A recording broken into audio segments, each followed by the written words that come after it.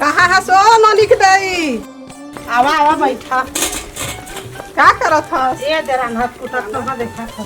हां भाई ठकवत कहत रहे लेवा ना बतावा। तू हा नली के बात भी करिया सो करबो का के तो कहा थान बढ़िया सही आ जही ता। तो मोर नजर में एक ठो लड़का है। कहाँ है बतावा ना। लेवा ना करबो कहिया तो उ वाला आज करबो भेजिया ना मन पसंद तो है आजकल तो जाना तो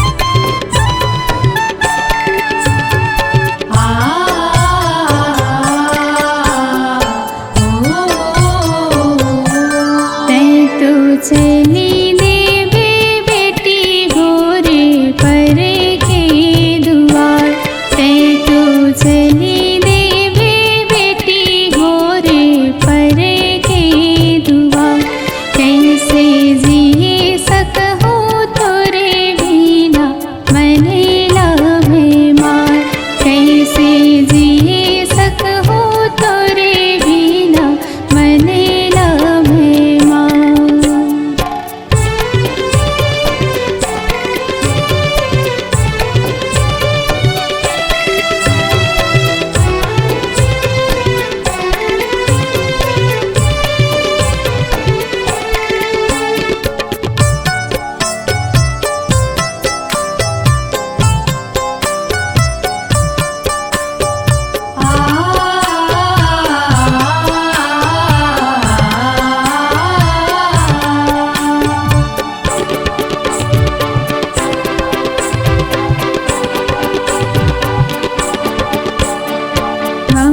ताकि अचरायो अंगना दुआरे छुटी जाही बचपन के संग संग बारी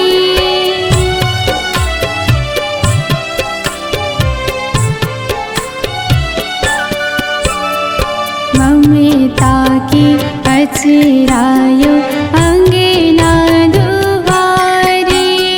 छुटी जाही बचपन के संग संग बारी गुन गुन रोथो बेटी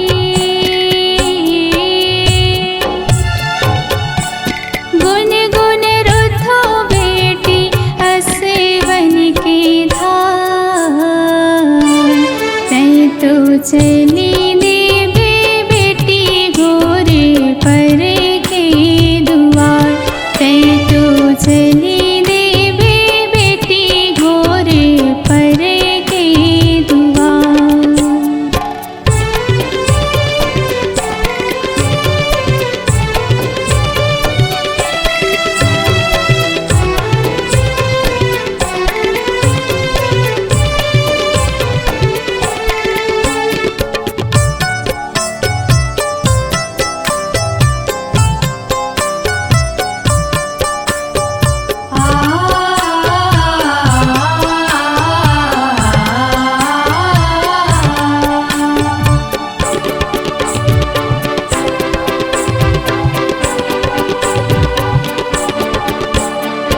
जगे के मैं रीते तोला कैसे बतावा बेटी होते पहुना मैं कैसे समझावा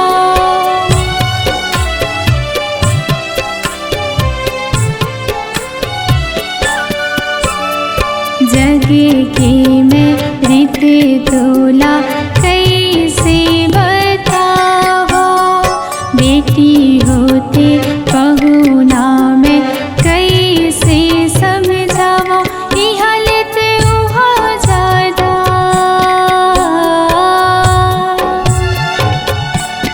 ई हालत उहा ज्यादा पावे हो दुला